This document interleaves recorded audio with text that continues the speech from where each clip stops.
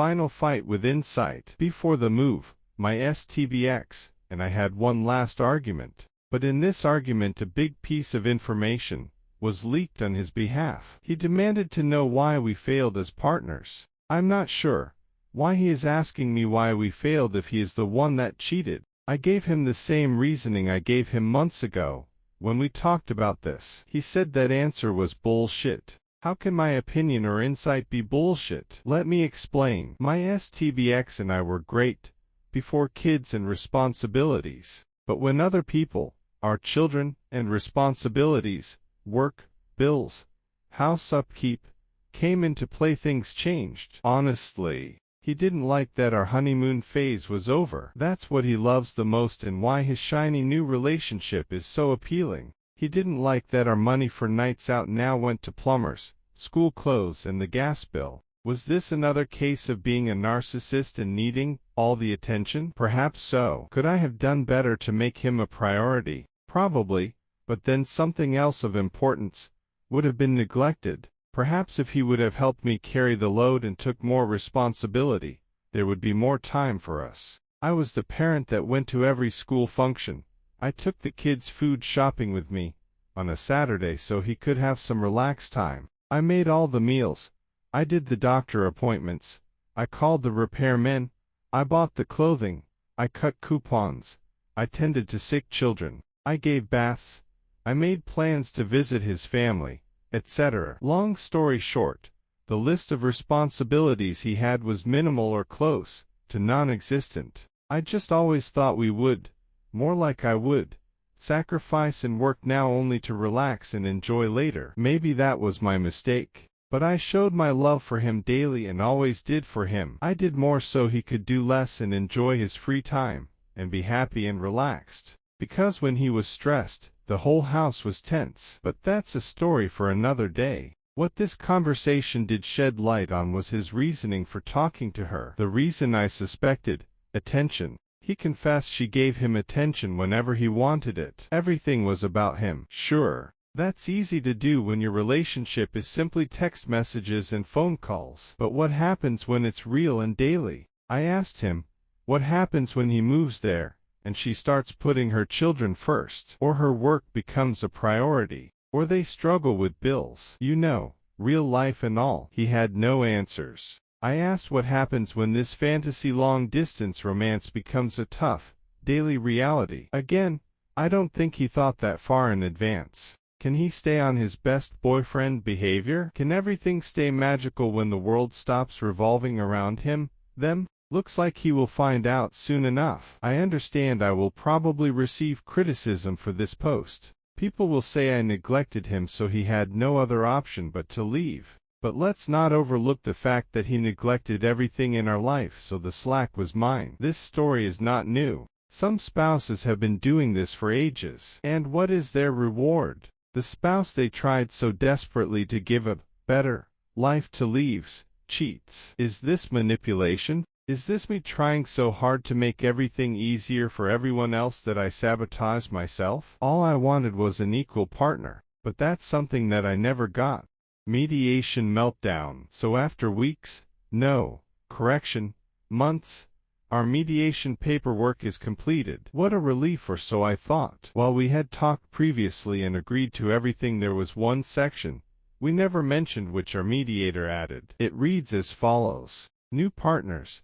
Each part agrees that they will introduce a new partner to the children only if she is in a committed relationship for at least ____ months. Each parent will inform the other party prior to introducing a new partner to the children. While that wasn't something that was discussed, I think that's an important piece of the puzzle. My STBX does not think that statement needs to be included in our legal agreement. His statement was, that's a conversation between you and I that a court or judge has no business being in. While I see his point, my point was this: we are divorcing. Nothing can be left to a handshake promise. We could agree to something verbally, and because we both have legal custody, we could renege on the agreement and deny access to new partners. Having this in black and white protects us both. He swore he wasn't signing it until that portion was removed. But if the mediator included it, then this must be common practice to do in a divorce. So this prompted me to ask, when does she plan to come here to visit? That must be the motivation, right? She must be planning a trip here soon,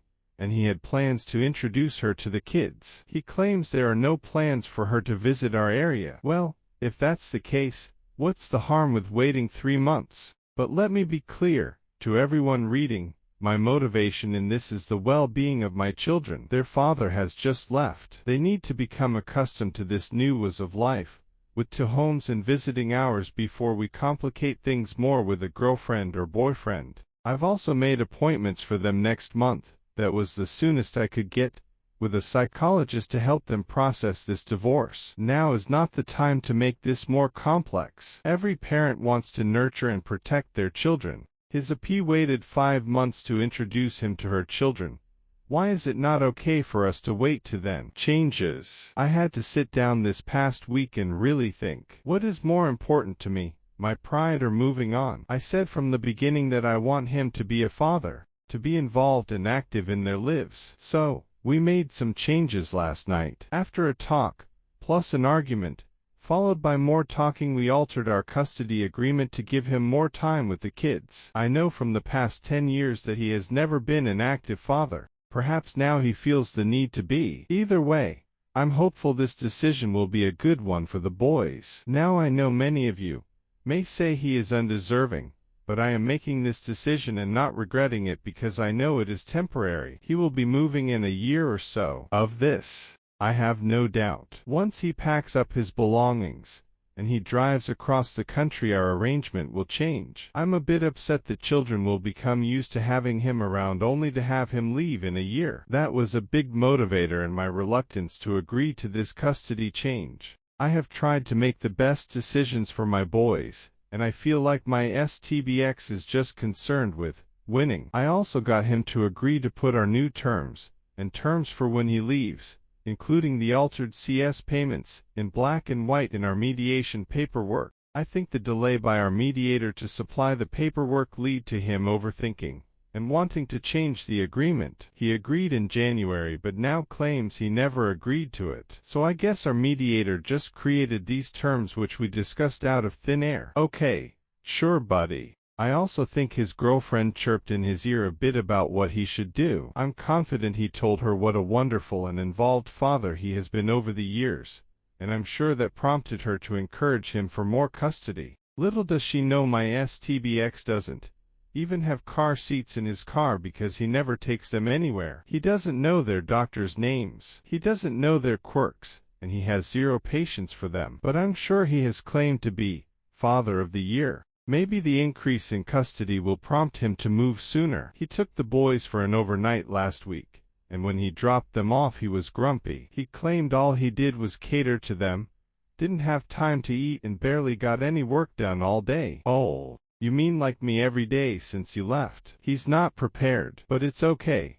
I'm done sheltering him. These are your kids and now you can see what it takes to care for them and balance everyday life. Maybe now he will see why I never had the time or energy to cater to him.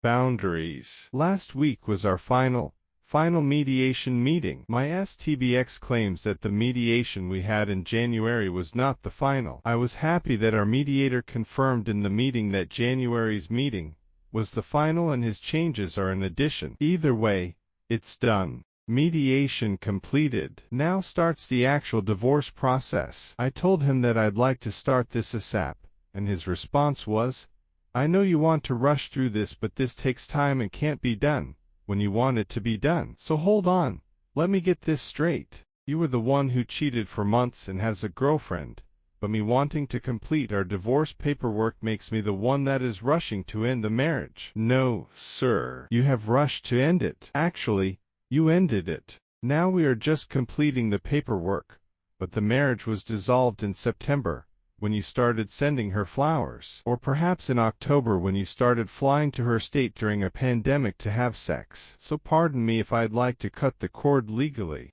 You have already severed it emotionally. Even though we aren't legally divorced, he has been taking the kids 3-4 nights a week on a rotating schedule. Truth be told, I'm happy he is stepping up, but my children don't like it. When I tell them they are going to Dad's, they cry, because my ex lives in an apartment building, and my children have grown up in a single-family home.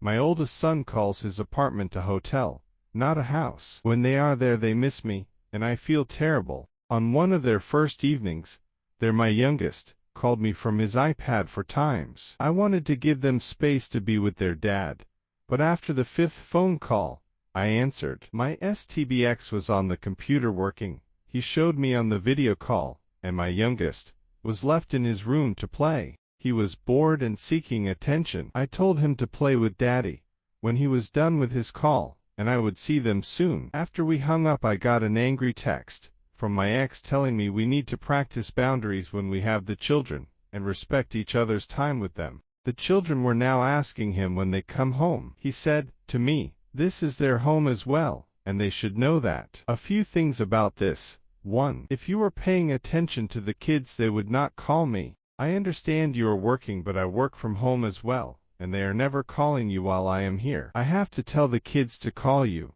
and even then they don't want to. 2. Boundaries. You have been coming to the house every night on my days to say good night to them, so you can come to my home and see them for 45 minutes every night, but I can't answer my son's 5th phone call to me. Here's some boundaries. You can't come here anymore. He is very regretful he brought up this argument because it hurts him more than me. I have no problems playing fair, but you have to play as well. 3. If you want your kids to feel like your house is their home as well, then you need to tell them, not me. Okay, I get it, but they don't. So you need to have that conversation with them, not me. I've just resolved myself to the fact that I will always be the bad guy.